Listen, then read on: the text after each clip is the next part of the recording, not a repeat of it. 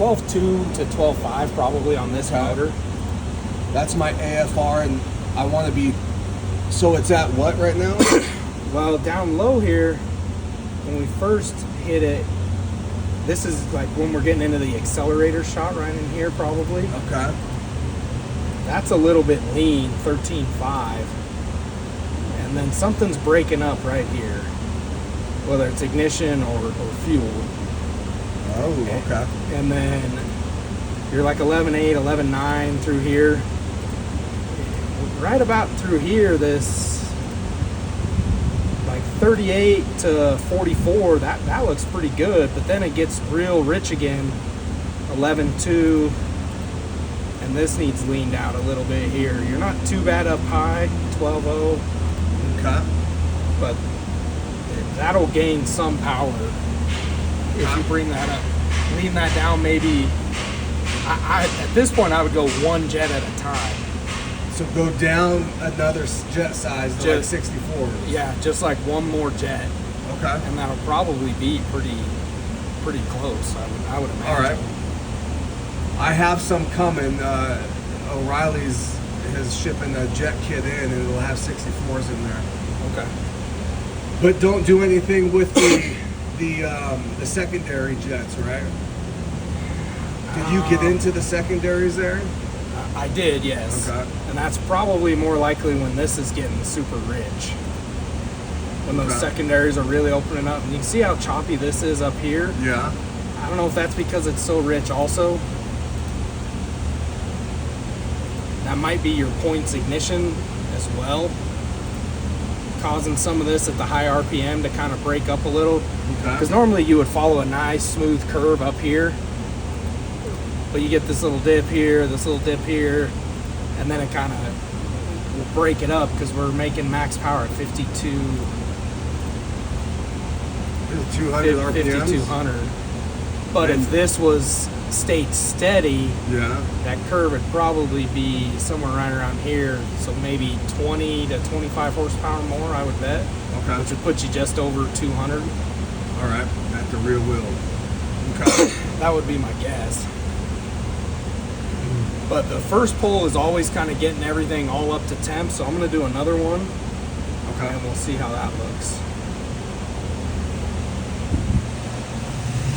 Right, here we go.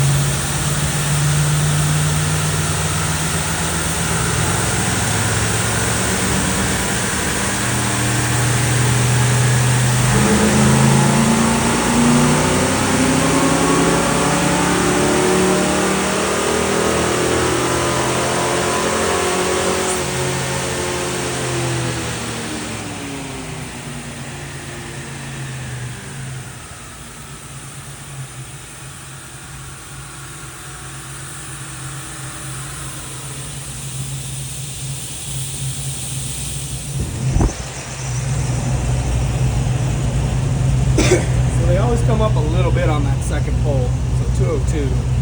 Oh, okay, nice. You can see that blue line. It seems this way with carburetors too. You got a lot smoother. It did. And now your whole curve looks a whole lot smoother as well. Okay.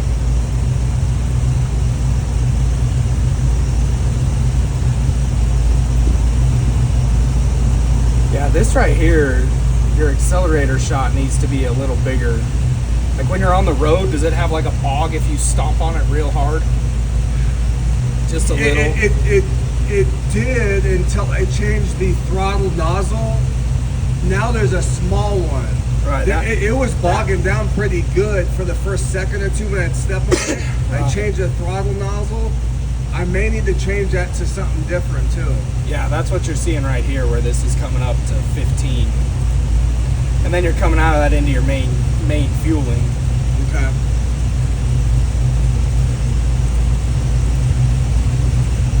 This all through here looks really good at 12.4.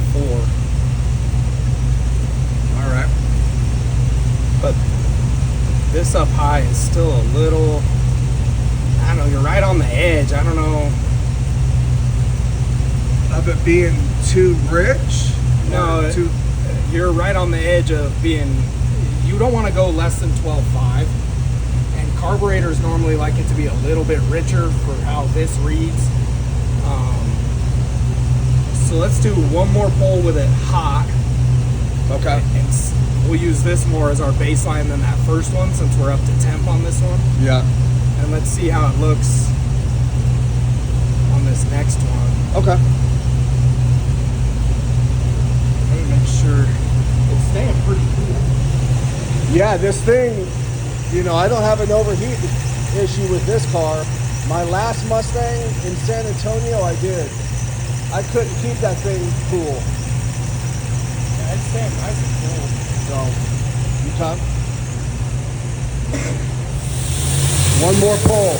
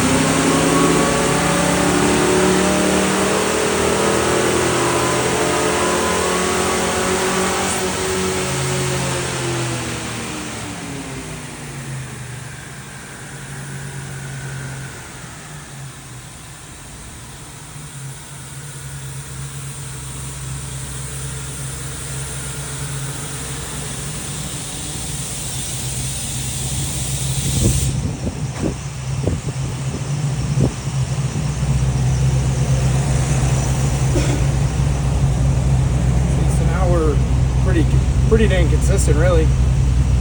200, 202. There was still this blip right here. I felt that. In the Oh, did pole. you? What did it feel like? Like the car was... It just went, you could feel it really? like jerk. Okay. Did it right here, too. See how I got like choppy again? Yeah. There might be something in the ignition more than in the fuel, but you can see on this one, you did dip really rich down to 11.2, and that corresponds with this dip here.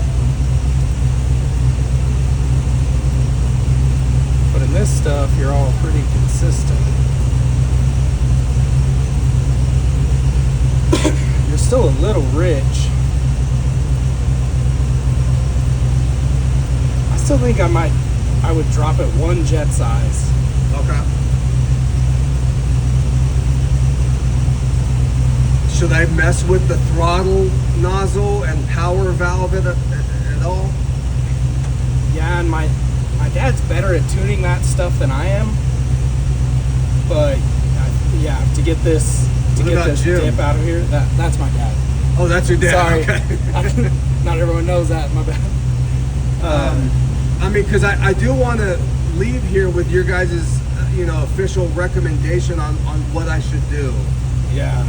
I mean, I can change the jet size and I'll take that recommendation, but should I mess with the throttle nozzle and the power valve at all? That's what I'd like to know. Okay. And I mean, we can come back another time after that change and do it again. We should, just to re-verify the AFR. Okay. Let me talk to him. All right. About this.